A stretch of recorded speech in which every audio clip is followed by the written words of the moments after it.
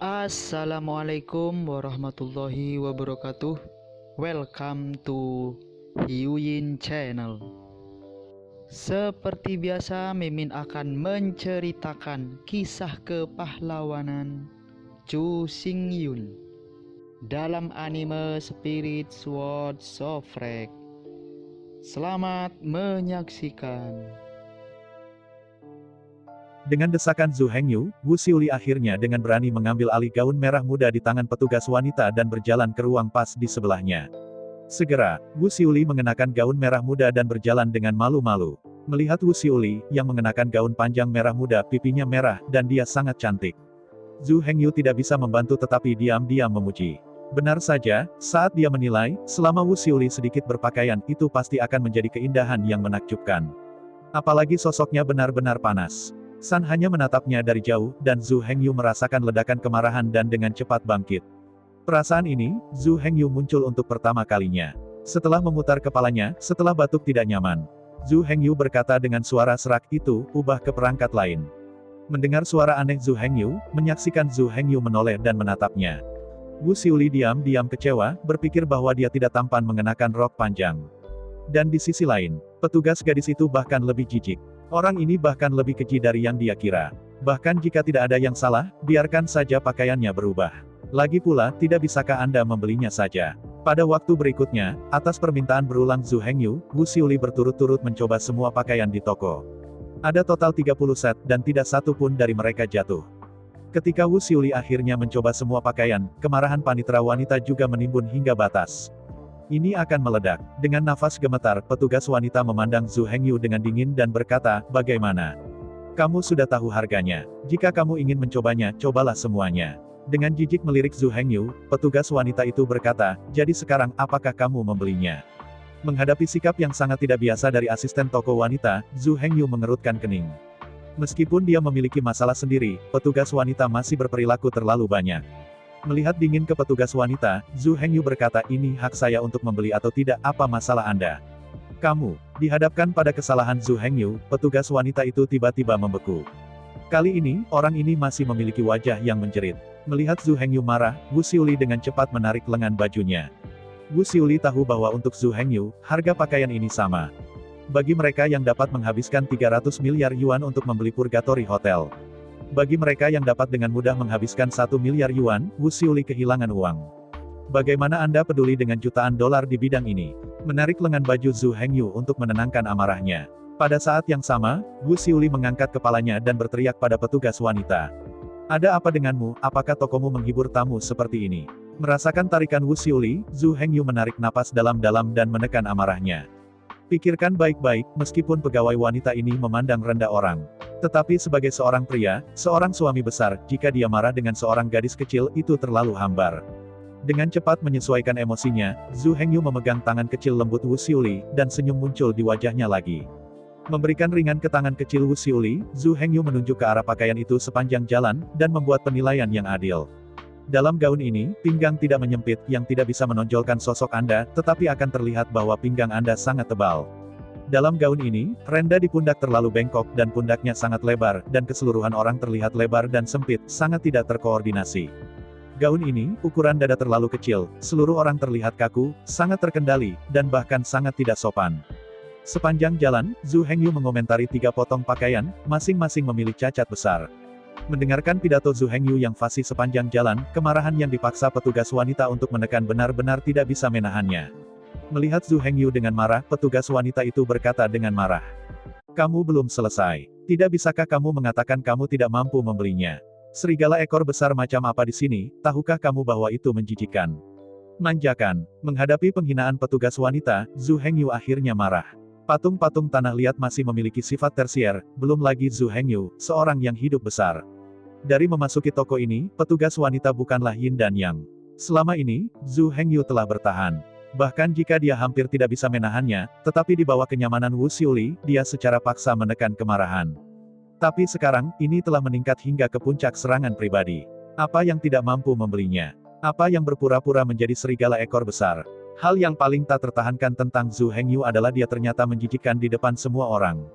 Tanyakan saja, apa dosa yang dilakukan Zhu Hengyu? Kejahatan tak terampuni apa yang telah dilakukannya. Tidak peduli seberapa bagus kultivasi diri seseorang, itu pada akhirnya terbatas. Di depan semua orang, memarahi Anda karena sakit, berapa banyak pria yang tahan. Di bawah amarah, Zhu Hengyu sangat marah dan bergegas untuk guntur. Menatap petugas wanita dengan marah, Zhu Hengyu Senleng berkata, "Saya segera minta maaf dan memberi saya pernyataan, kalau tidak saya tidak akan pernah menyerah." Apa yang terjadi? Apa yang terjadi? Dengan teriakan nyaring Zhu Hengyu, suara yang sangat halus dan indah terdengar dari pintu belakang toko. Mendengar suara ini, semua orang menoleh tanpa sadar dan memandang ke sebuah pintu di sudut toko. Krun, dengan letusan lembut, pintu didorong dengan lembut. Kemudian, seorang gadis dengan rambut indah dan penampilan seperti peri yang sangat cantik keluar dengan malas. Melihat gadis itu dengan dingin, Zhu Hengyu saat ini, yang tidak membeli wajah itu. Meskipun, gadis berambut panjang ini sangat cantik, dia pasti cantik sekali. Tapi bagaimana dengan kecantikan? Ada beberapa keindahan di dunia ini. Tetapi jika Anda tidak bisa memberinya penjelasan, berikan dia penjelasan. Yah, Zhu Hengyu jelas tidak mau menyerah. Di bawah perhatian semua orang, gadis cantik itu berjalan sepanjang jalan dan berhenti di depan Zhu Hengyu. Melihat petugas wanita yang marah, memandang Zhu Hengyu dan Wu Xiuli lagi. Gadis peri berkata dengan lembut, "Aku pemilik toko ini. Siapa yang bisa memberitahuku apa yang terjadi di sini?" Menghadapi pertanyaan gadis itu, Zhu Hengyu mengeluh dengan marah. "Dari saat saya memasuki pintu, petugas toko Anda mengabaikan saya, bukan yin dan yang saya alami. Saya bertanya tentang harga pakaian, dia tidak mengatakan harga secara langsung, dia hanya mengatakan kepada saya dengan jijik bahwa itu mahal dan saya tidak mampu membelinya. Saya menanggung ini juga. Saya ingin mencoba pakaian. Mereka tidak ingin saya mencobanya. Mereka mengatakan lebih baik tidak mencoba jika Anda tidak membelinya. Bahkan, dia diejek dan bertanya apakah saya mau membelinya, saya sudah menahannya." Tapi, Zhu Hengyu menunjuk petugas wanita itu, "Tapi baru saja, dia menghina dan menghina saya di depan semua orang, yang tidak bisa saya tanggung." Mendengar kata-kata Zhu Hengyu, gadis seperti peri itu tiba-tiba menenggelamkan wajahnya. Wajahnya berubah dingin, dan dia memandangi petugas toko. Senleng memandang petugas wanita, gadis seperti peri, berkata, "Ada apa, mengapa mengutuk orang?" Di hadapan pertanyaan pemilik toko, gadis itu juga terbakar. Sambil menyipit pada Zhu Hengyu, petugas wanita itu berkata, "Kamu tidak melihat penjaga toko, begitu orang ini memasuki pintu, dia memakai serigala ekor besar. Saya tidak mampu membelinya, tetapi saya harus datang dan bertanya." Setelah bertanya, dia menolak untuk pergi dan mencoba. Bahkan, mereka berteriak terang-terangan, bahkan jika mereka tidak membeli apa-apa, tidak apa-apa untuk mencoba. Bisakah ini menyalahkan saya karena marah? Jika semua orang menyukainya, bagaimana kita bisa berbisnis? Mendengar kata-kata panitera wanita, gadis peri itu tidak bisa tidak melirik Zhu Hengyu. Di mata, ada jejak jijik. Setelah itu, penjaga toko perempuan melanjutkan, teruslah mengatakan, "Tidak ada penyembunyian, tidak ada kebohongan, dan kemudian Anda tahu apa yang Anda tahu." Mengangguk dengan penuh semangat, petugas wanita itu melanjutkan, "Meskipun hatiku sangat marah, tapi aturan toko ada di sana." Dia bersikeras mencoba dengan wajah nakal di atasnya, dan aku tidak bisa menolak. Di antara kata-kata itu, mata juru tulis wanita itu merah dan dia menangis. Setelah menyeka air matanya, petugas wanita itu melanjutkan, "Saya dengan sabar bekerja sama dengannya dan membiarkan pacarnya mencoba semua 30 pakaian." Di antara kata-kata itu, petugas wanita menoleh untuk melihat Zhu Hengyu, menggigit giginya dan berkata, "Aku akui, nada suaraku tidak terlalu bagus pada waktu itu, tetapi kamu begitu melempar orang, apakah kamu benar-benar ingin membeli?" Mendengarkan petugas wanita, gadis peri mengangguk tanpa sadar. Memang, ketika membuka toko untuk melakukan bisnis, selalu ada orang seperti itu. Hampir setiap hari, bunga-bunga indah seperti itu dapat ditemui. Jelas tidak membeli, tetapi juga suka menginstal. Saya menggunakan petugas itu sebagai budak dan meminumnya, tetapi saya tidak membelinya sama sekali. Berpikir, penjaga toko wanita berkata dengan dingin. Jadi, menurut prosesnya, selanjutnya, dia harus mulai mengambil masalahnya. Petugas wanita itu menyeka air matanya dan berkata, "Ya, dia mengatakan banyak hal yang tidak menyenangkan. Dalam pakaian ini, ia mengatakan bahwa pinggang tidak menyempit dan tidak bisa menonjolkan sosok itu, tetapi akan terlihat bahwa pinggang Anda sangat tebal. Dalam gaun ini, ia mengatakan bahwa renda di pundaknya terlalu bengkok dan pundaknya sangat lebar. Dalam pakaian ini, dia mengatakan bahwa seluruh orang tampak kaku, terkendali, dan bahkan tidak senonoh."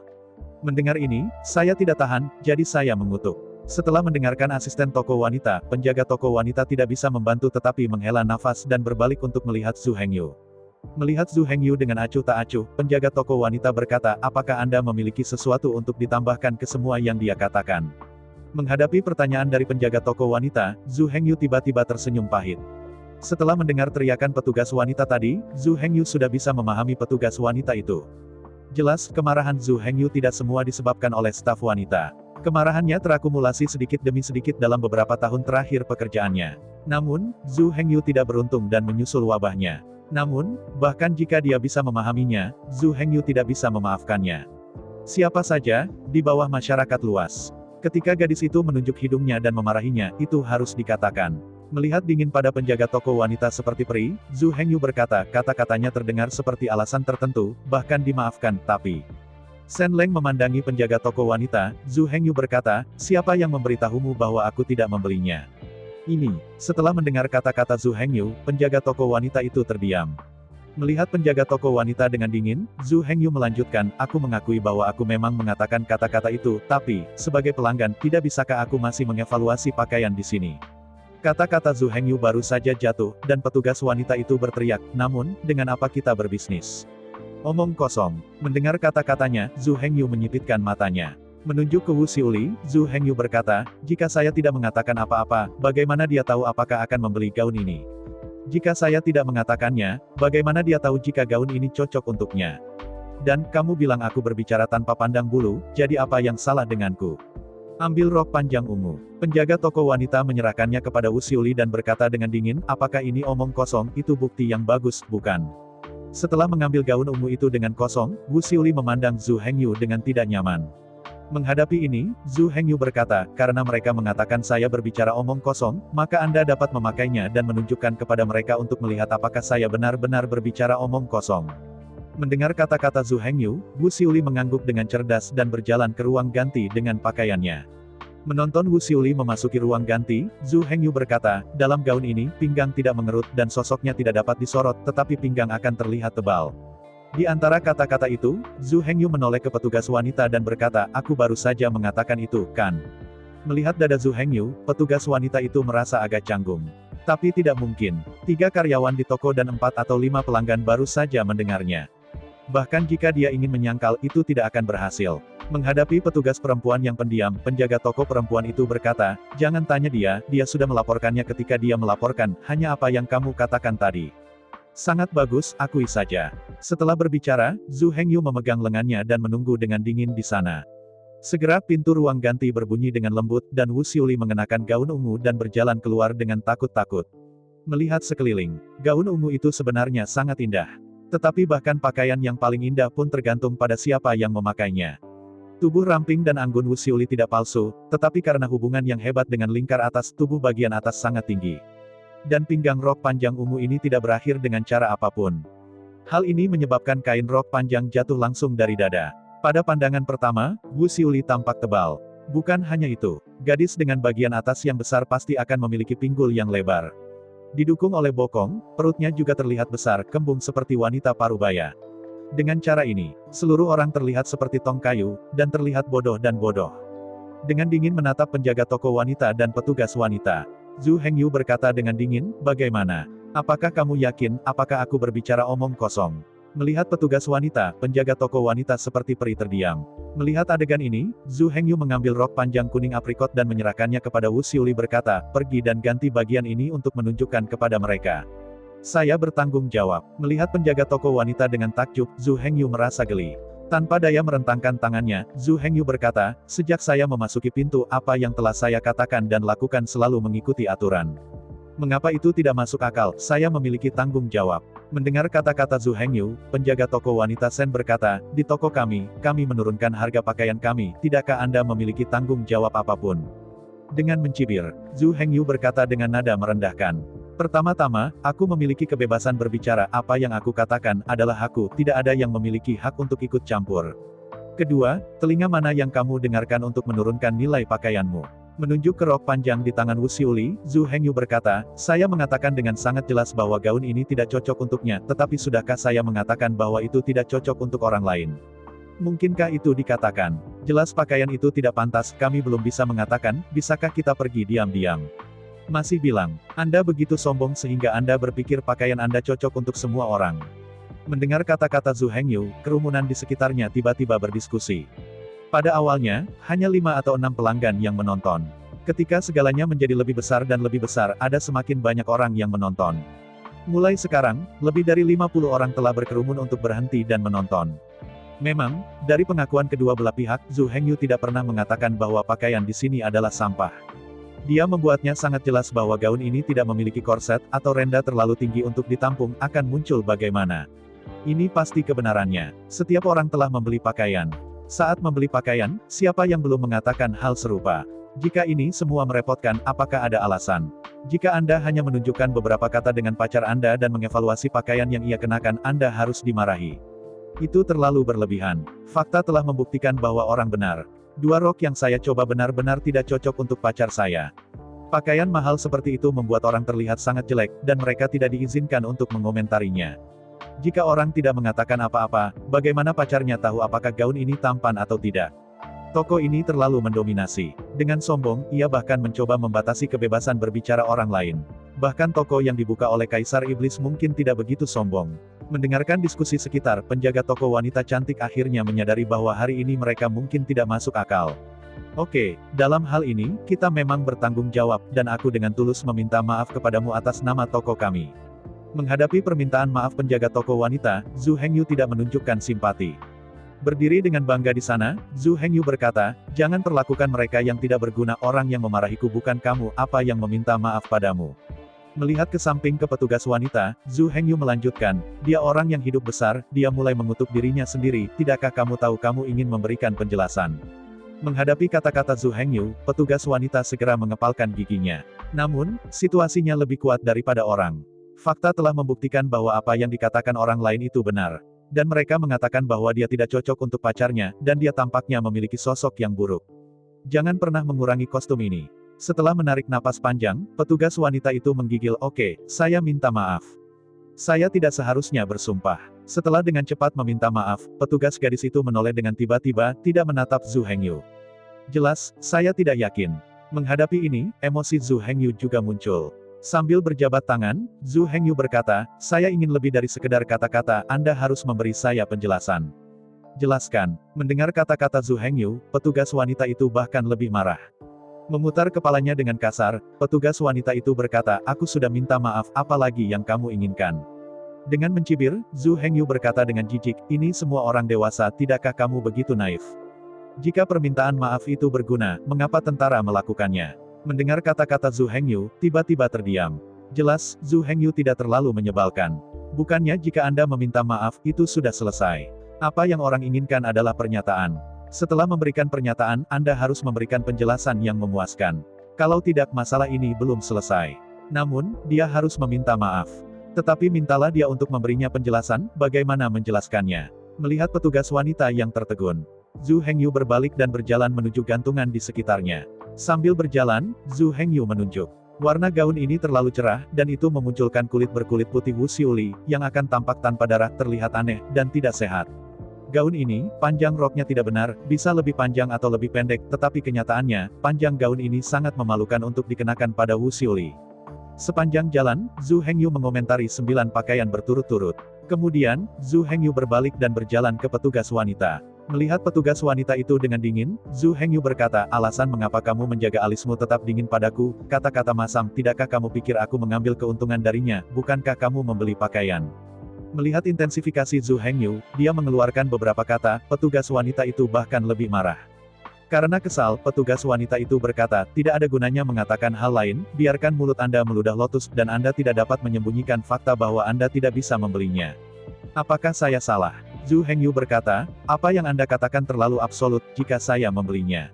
Hanya kamu. Zhu Hengyu melihat ke atas dan ke bawah beberapa kali. Dia menatap Wu Xiuli lagi. Petugas perempuan itu mencibir, jika Anda benar-benar membeli satu, maka itu salah saya. Jangan bicara tentang akun. Jika Anda ingin membunuh atau membunuh, saya akan melakukan apapun yang Anda inginkan. Mendengar kata-kata juru tulis wanita, Zhu Hengyu mencibir, baiklah, ingat kata-kata Anda. Di antara kata-kata itu, Zhu Hengyu menoleh dan berkata kepada 2 asisten toko lainnya. Kecuali untuk 9 potong pakaian yang saya tunjukkan tadi, dan semua 21 set pakaian lainnya, saya membutuhkan semuanya. Set yang sama, saya ingin yang baru. Mendengar kata-kata Zhu Hengyu, semua orang di sekitar tiba-tiba berseru. Anda tahu, ini adalah toko merek mewah yang sangat mahal. 21 set pakaian menambah setidaknya 40-50 juta. Dari semua orang, hanya Wu Xiuli yang percaya bahwa Zhu Hengyu tidak bercanda. Selain itu, semua orang tampak tidak percaya.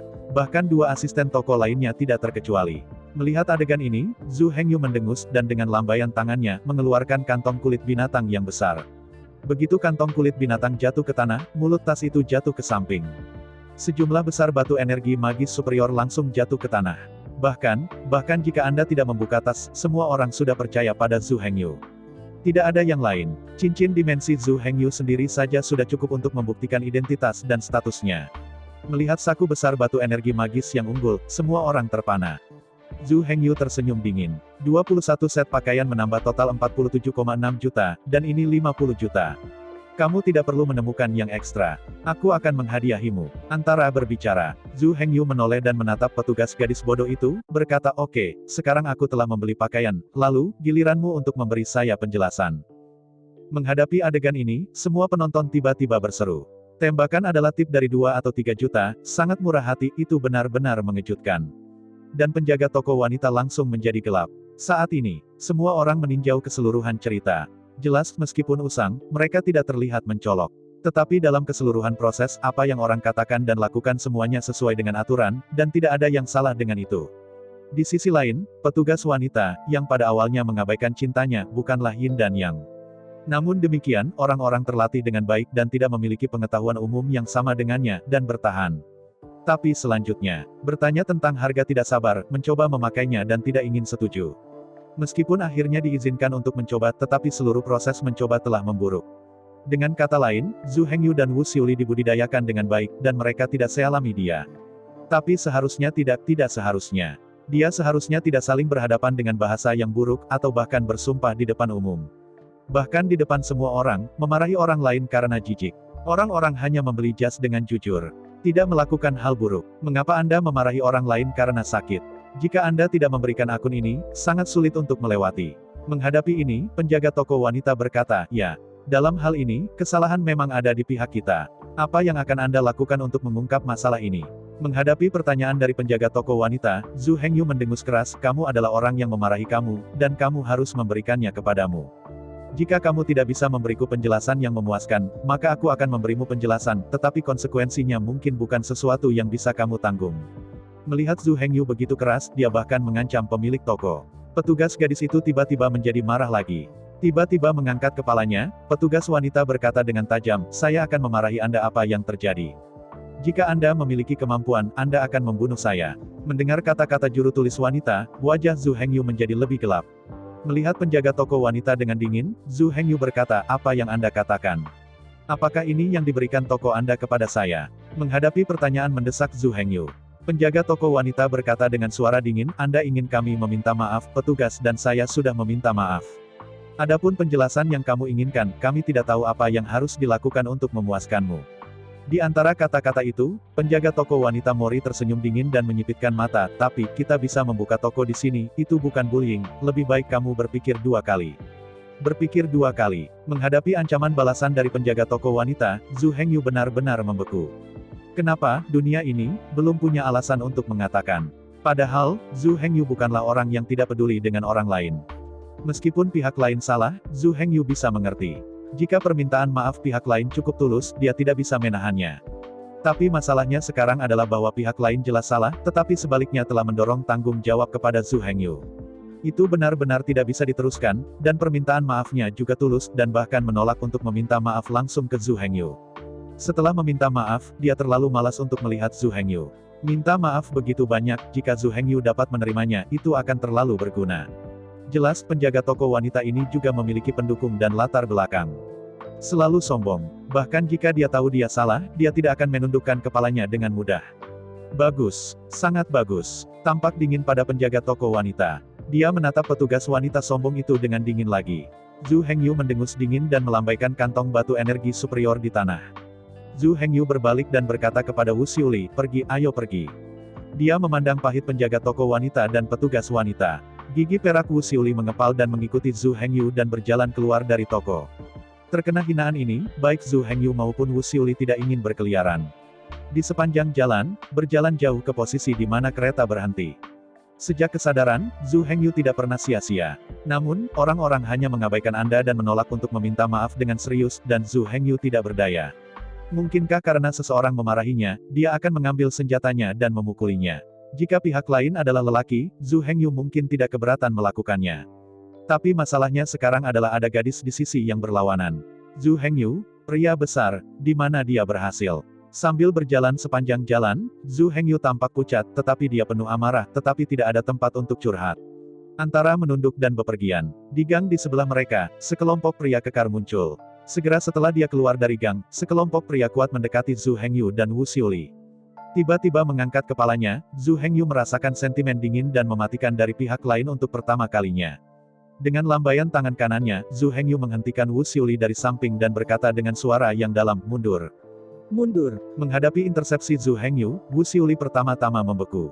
Tapi segera setelah itu, dia melihat 6 pria yang datang. Pada saat berikutnya, Zhu Hengyu diizinkan untuk menghindar. Tetapi ke-6 biksu yang kuat itu tampaknya datang ke Zhu Hengyu. Tidak ada cukup ruang bagi Zhu Hengyu untuk menghindarinya. Dalam suara yang membosankan, Zhu Hengyu dipukul dengan keras. Tetapi dalam menghadapi dampak seperti itu, tubuh Zhu Hengyu bebas dari guncangan. Sebaliknya, di bawah kekuatan reaksi, lawan mengambil 3 langkah mundur. Melihat pemandangan ini, pria berkepala tebal itu menyeringai sengit menggeram. Tidak heran temperamennya begitu besar, ada berapa banyak kuas untuk perasaan. Tidak heran semua orang berani menyinggung. "Saudara, ayo pergi bersama." Dengan teriakan, pria berkepala besar itu, maju, mengangkat tinjunya dengan keras dan menghancurkan kepalanya ke arah Zhu Hengyu. 5 raksasa kekar di belakang semua melambaikan tangan mereka dan bergegas menuju Zhu Hengyu. Di ibu kota kekaisaran, ketertiban umum masih sangat aman.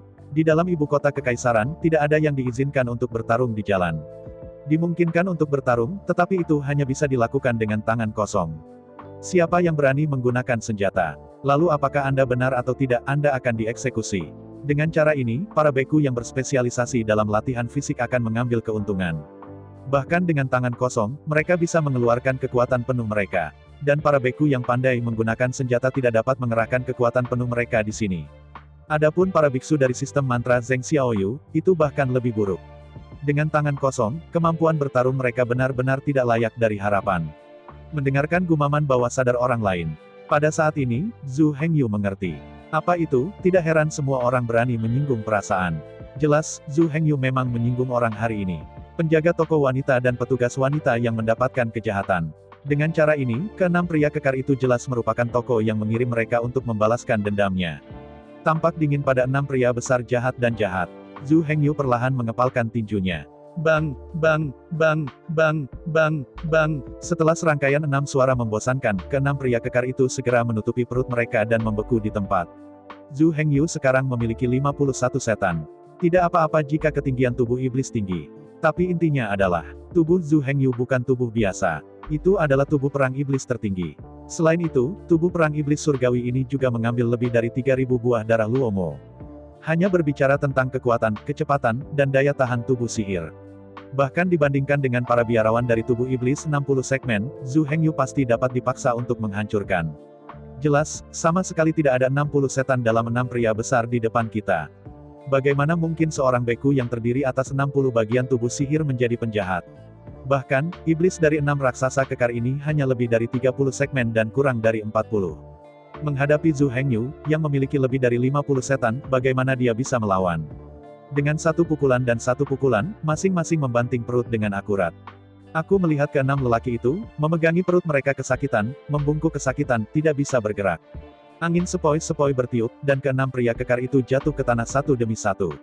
Lihatlah lebih dekat, ke-6 pria kekar itu berbusa di mulut mereka dan benar-benar kehilangan kesadaran. Meskipun mereka mengenai perut mereka, saya harus mengatakan bahwa kekuatan Zhu Hengyu terlalu besar. Bahkan jika Anda menekan perut, kekuatan besar masih cukup untuk setrum mereka secara instan. Pada saat ini, serangkaian suara tajam terdengar dari kejauhan. Tanpa sadar, dia mengangkat kepalanya, dan Zhu Hengyu melihat ke arah suara itu. Seperti yang Anda lihat, prajurit patroli dari ibu kota kekaisaran mendesak kuda perang untuk bergegas dengan kecepatan penuh. Jelas mereka telah menemukan pertempuran di sini dan datang dengan kecepatan penuh. Menurut hukum ibu kota kekaisaran, pertempuran di jalan bukanlah hukuman mati, tetapi masih dikenakan denda dan bahkan penahanan. Dengan diam berdiri di sana, Zhu Hengyu menatap sedikit, menunggu kedatangan patroli dari ibu kota kekaisaran. Segera, sekelompok patroli untuk puluhan orang, menunggang kuda berkepala tinggi, bergegas ke tanah. 10 tentara patroli dari ibu kota kekaisaran melompat dari kuda dan mengelilingi tempat kejadian. Pertempuran sangat dilarang di dalam ibu kota kekaisaran. Meskipun dikatakan bahwa bertarung dengan tangan kosong diperbolehkan, izin di sini tidak berarti tidak bersalah, dan itu tidak berarti impunitas. Sederhananya, ibu kota kekaisaran akan bertarung tanpa keraguan. Jika itu adalah pertarungan tangan kosong, itu akan dihukum berbeda sesuai dengan konsekuensinya. Melihat sekeliling selama seminggu, Kapten Patroli Kota Kekaisaran Shen Chen berkata, apa yang terjadi di sini, mengapa pertarungan? Menghadapi pertanyaan kepala patroli, Zhu Hengyu tidak mau menjelaskan. Dengan tangan di lengannya, Zhu Hengyu mengeluarkan lencana perwira dan menggantungnya di dadanya.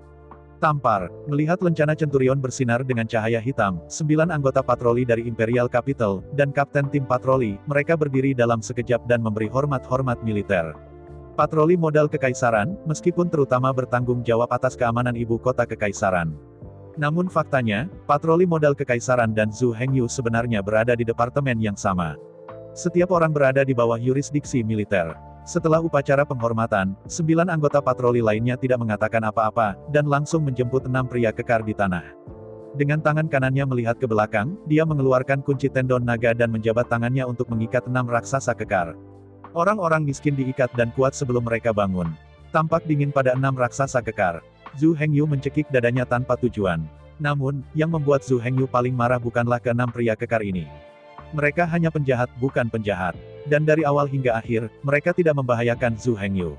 Yang paling penting adalah Zhu Hengyu juga melampiaskan sebagian amarahnya saat ke-6 pukulan itu jatuh.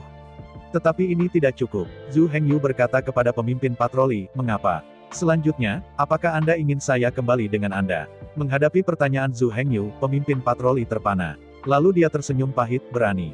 Berani tidak. Melihat dengan kagum pada Zhu Hengyu, pemimpin patroli berkata, Jenderal Setan Departemen Militer, hanya pengadilan militer dari Departemen Militer yang bisa mengatur.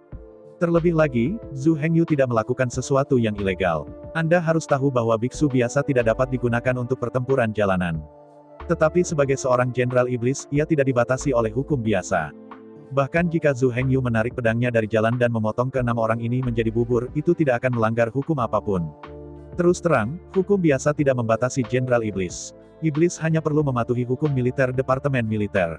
Beberapa orang mungkin mengatakan bahwa Departemen Militer ini terlalu mendominasi. Mengapa Anda bisa menjadi pembunuh di jalan? Mengapa Anda menipu hukum dan tidak berbuat dosa dengan orang-orang? Apakah ini berarti bahwa setiap orang harus sama di hadapan hukum? Memang, secara umum, hukum harus agung dan sakral. Tetapi ras iblis benar-benar berbeda. Pada suatu waktu, ras setan memiliki hukum yang ketat. Bahkan jika Anda seorang iblis, jika Anda melanggar hukum, Anda juga akan bersalah atas kejahatan terhadap orang-orang. Tetapi iblis-iblis benar-benar terlalu berharga. Api penyucian tak berujung itu hanya dibuka setiap 10 tahun sekali. Setiap kali, hanya 3 buah purba liar yang dapat dipadatkan. Dengan kata lain, setiap 10 tahun.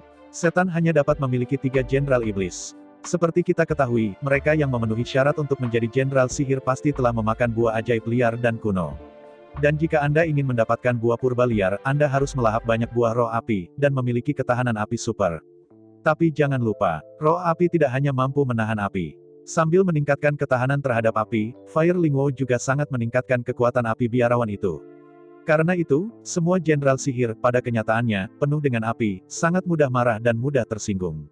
Suatu ketika, iblis akan melanggar hukum dan berbuat dosa dengan orang-orang. Tidak ada yang takut pada iblis sama sekali. Jika Anda memiliki kemampuan, Anda akan membunuh saya. Jika Anda tidak bisa, saya akan membunuh Anda. Bahkan, aku tidak bisa membunuhmu, aku bisa membunuh seluruh keluargamu. Lihat siapa yang takut pada siapa. Berhadapan dengan ini, iblis-iblis itu secara alami tidak akan takut, juga tidak akan gentar. Para jenderal iblis semuanya adalah raja dengan api internal yang kuat dan keberanian. Akibatnya, mereka terus melanggar hukum. Sekali, dalam waktu jutaan tahun, Mozu jarang melahirkan Mosuai baru. Di atas 60 setan adalah setan. Di atas tahun 70-an, iblis itu tampan. Raja setan 80 segmen, Raja setan 90 segmen. Namun, masalahnya adalah bahwa dalam jutaan tahun, jumlah tuan iblis baru yang dilahirkan oleh iblis telah menurun sebesar 90%. Sebagian besar iblis akan dieksekusi karena melanggar hukum. Karena itu, level atas dari Demon Rache tidak akan menerima suplemen. Setan itu dengan cepat melemah. Jutaan tahun yang lalu, iblis juga mendominasi seluruh medan perang yang runtuh. Jejak setan ada di mana-mana di seluruh medan perang yang runtuh. Tapi sejuta tahun kemudian, Mozu diusir dari selatan oleh Phoenix. Dideportasi dari barat oleh klan iblis. Diusir dari timur oleh naga. Dia diusir dari benua tengah oleh gerbang bintang. Bahkan benua utara diusir secara paksa oleh gerbang peri bintang. Mulai sekarang, iblis hanya bisa bersembunyi di pulau-pulau di Laut Utara. Dan meski begitu, Demon Rache masih menderita dari invasi klan Hai, dan sejumlah besar tentara terbunuh setiap tahun. Jika situasinya terus memburuk, Mozu bahkan akan menghadapi genosida. Dalam sejuta tahun, total populasi telah turun dari 860 miliar menjadi 13,29 miliar. Di bawah rasa sakit berpikir, domba iblis mengubah kaisar. Setelah kaisar baru berkuasa, ia merangkum sejarah. Tidak apa-apa untuk menyimpulkan. Setelah menyimpulkan, klan Moyang menemukan fakta yang luar biasa. Selama jutaan tahun terakhir, klan Moyang telah menghasilkan lebih dari 367.000 jenius setan. Di antara mereka, 33.672 orang tewas di tangan setan domba. Orang-orang ini semua dieksekusi karena mereka melanggar hukum klan domba iblis. Hanya ada lebih dari 30.000 orang yang tewas dalam pertempuran di medan perang dan mati untuk iblis. Ini juga alasan mendasar mengapa klan domba iblis tidak bisa melawan klan lainnya. 90% dari setan yang baru dipromosikan mati di tangan mereka sendiri. Para senior dari klan Moyang secara bertahap sekarat. Anda harus tahu bahwa hanya biksu domba iblis yang telah memakan buah juta guan kuno yang dapat menembus tahun 60-an. Namun, masalahnya sekarang adalah hanya satu buah yang diproduksi setiap 10 tahun. Setelah iblis disembelih, buah sepi akan terbuang sia-sia. Buah ajaib kuno yang liar itu, tetapi warisan paling berharga yang ditinggalkan oleh nenek moyang sihir untuk generasi masa depan. Apakah digunakan untuk limbah seperti itu? Tetapi masalahnya adalah bahwa iblis akan terlalu marah untuk mengendalikan emosinya sama sekali. Bisakah ras iblis mengendalikan amarah? Apakah masih iblis ras? Anda tidak dapat meminta seorang jenderal iblis untuk menjadi seperti api di medan perang, dan kemudian menjadi kehidupan, segera berubah menjadi domba kecil. Selain itu, iblis akan memiliki kehidupan yang tidak terbatas. Di atas 60 setan itu adalah jenderal ajaib. Dan di atas 60 setan, ia memiliki kehidupan yang kekal. Selama tidak terbunuh, ia tidak akan pernah mati. Jika 1 tahun dan 2 tahun, atau bahkan 10 tahun dan 100 tahun, boleh saja dikatakan. Setiap orang dapat mengendalikan emosinya dan sepenuhnya mematuhi hukum. Tetapi dengan berlalunya ribuan tahun, atau bahkan puluhan ribu tahun, siapa yang bisa menjamin bahwa ia akan selalu melakukan keadilan dan tidak pernah melakukan kesalahan?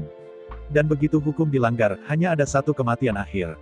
Karena itu, dalam jutaan tahun, 90% dari setan yang baru dipromosikan meninggal di guillotine. Dan 10% sisanya dari para jenderal sihir, meskipun berhasil dipromosikan ke 70 ahli sihir. Tapi tidak ada orang yang bisa menerobos ke dalam Raja Iblis 80 segmen. Di mata kebanyakan orang, mereka yang bisa mengendalikan diri dengan ketat dan selalu melayang-layang di dalam aturan pasti adalah elit. Pandangan ini benar dalam banyak kasus. Tetapi untuk Demon Rache, ini benar-benar salah. Fakta telah membuktikan bahwa sejauh menyangkut para prajurit iblis, mereka patuh dan tidak terbantahkan. Mampu mentolerir orang lain. Yang lain memukulnya di wajah kanan, dan dia juga mengambil inisiatif untuk mengangkat wajah kirinya, tidak ada masa depan. Mereka yang bisa hidup sejuta tahun dan menjadi magis. Tanpa terkecuali, itu adalah jenis keberadaan yang ditunggangi orang lain di leher mereka dan tidak akan melawan. Sekarang pertanyaannya datang, apakah orang seperti itu benar-benar cocok untuk menjadi seorang prajurit? Bisakah orang seperti itu benar-benar memimpin perlombaan iblis dan menahan invasi ras asing? Apa artinya bagi orang yang pengecut yang takut mati dan malu-malu seperti tikus, bahkan jika dia selamat? Oleh karena itu, Kaisar Domba Iblis dengan cepat bersatu dengan Kaisar dari semua ras utama dari Demon Rache dan mengadakan konferensi iblis. Pada pertemuan itu, semua Kaisar Iblis bersama-sama menyusun aturan baru. Bagaimanapun, Jenderal Iblis tidak bisa mati di tangannya sendiri. Bahkan jika mereka telah melakukan kejahatan, mereka harus diizinkan untuk memberikan kontribusi. Kalau tidak, bahkan jika hukumnya adil, Iblis dapat dimusnahkan.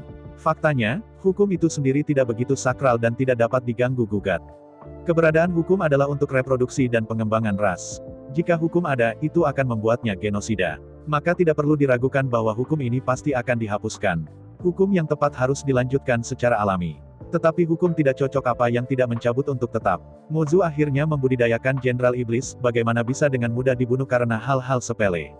Yang paling penting adalah, siapa yang kehilangan banyak setan, siapa yang akan melindungi setan. Sejak itu, identitas dan status iblis telah meningkat pesat. Hukum masyarakat duniawi tidak bisa lagi membatasi iblis. Misalnya, hukum tidak berperang di ibu kota kekaisaran adalah yang pertama dihapuskan. Sulit dipercaya, lebih dari 60% jenderal iblis benar-benar mati untuk yang satu ini. Sebagai jenderal setan tentara, ia sering datang ke ibu kota untuk berkumpul. Pada waktu-waktu biasa, setan-setan besar akan tersebar di antara 3.000 pulau dari suku domba iblis. Secara lokal, mereka semua adalah tuan. Tidak ada yang berani mengacaukannya. Karena itu, begitu berada di ibu kota kekaisaran, rapat tidak akan digunakan untuk aturan baru. Dan begitu senjata dilepaskan, senjata itu akan dieksekusi terlepas dari rasionalitas dan rasionalitas Anda, dan terlepas dari identitas Anda. Di bawah rasa sakit dan kesedihan. Di bawah peraturan baru klan domba iblis, klan iblis menghapuskan hukuman mati jenderal setan. Selama itu bukan kejahatan besar yang dihukum, bahkan jika kejahatan paling serius dilakukan, yang paling adalah merampas pangkat militer, mengirim ke perbatasan, dan membuat prestasi. Di masa lalu, ada setan yang dipukuli sampai mati oleh puluhan orang karena anak-anaknya. Dalam kemarahan, iblis membunuh mereka semua. Tetapi pada akhirnya, anggota iblis hanya akan dihukum 200 tahun pengasingan. Dikirim ke zona perbatasan paling berbahaya, menjaga keamanan klan domba iblis. Mulai sekarang, anggota penyihir sekarang telah dipromosikan menjadi iblis. Namun, menurut hukum asli, Raja Iblis ini tidak bisa hidup sampai sekarang, dan sudah dieksekusi. Ada banyak contoh seperti itu. Dengan preseden-preseden ini, ras-ras utama dari Demon Rache semakin memperhatikan perlindungan iblis. Selama iblis tidak akan mengkhianati ras iblis, bahkan jika dia melakukan kejahatan terbesar, dia tidak akan dieksekusi. Bahkan, hukumannya pun semakin ringan. Dengan diundangkan dan diberlakukannya peraturan baru, semakin banyak iblis. Kekuatan keseluruhan Mozu pulih dengan cepat. Pada akhirnya, kaisar semua iblis berkumpul lagi, dan memulihkan hukum leluhur yang ditetapkan oleh iblis. Status iblis akan sangat meningkat. Selain itu, bahkan jika Anda melanggar hukum militer, Anda dapat menggunakan jasa militer untuk mengimbangi kejahatan. Meskipun hukum seperti itu sangat buruk bagi warga sipil. Tetapi tidak mungkin, untuk kemakmuran seluruh ras ini harus diterima. Kalau tidak, meskipun bersahabat dengan warga sipil, tetapi seluruh iblis dihancurkan, yang disebut warga sipil ini harus dikurangi menjadi perbudakan. Belum lagi perubahan dalam hukum iblis. Di sisi ini, pemimpin patroli, beraninya kau mengambil Zhu Hengyu kembali. Mulai sekarang, status jenderal iblis telah dinaikkan ke ketinggian yang mengerikan. Belum lagi, Zhu Hengyu tidak melanggar hukum apapun. Bahkan jika dia tersinggung, itu bukan apa-apa. Bahkan jika Zhu Hengyu baru saja membunuh ke-6 orang itu dengan pisau. Kemudian dia juga dapat membayar 6.000 poin jasa untuk mengimbangi kesalahan ini. Terus terang, selama 6.000 poin jasa Zhu Hengyu dikurangi, dapat diasumsikan bahwa tidak ada yang terjadi. Departemen militer tidak akan terus melacak, juga tidak akan dicatat dalam file. Anda harus tahu bahwa 6.000 poin jasa ini sulit didapat. Harus berhasil melindungi 6.000 orang dan menyelamatkan mereka dari api dan air. Atau mungkin untuk mendapatkan 6.000 prestasi militer dengan memenggal 6 komandan laut. Sebaliknya, pemenggalan 6 gangster nakal dan 6.000 poin jasa sudah merupakan hukuman berat. Pejabat tingkat tinggi iblis bahkan mengajukan ide yang berani dan dikutuk sesuai dengan pangkat tubuh iblis. Seorang beku yang memenggal badan pertempuran 30 segmen dapat membenarkan kejahatan dengan membayar 30 poin. Namun, proposal ini, meskipun semua kelompok etnis sedang membahas, tetapi belum disahkan. Saya ucapkan banyak terima kasih kepada teman-teman yang telah menonton video yang saya tampilkan.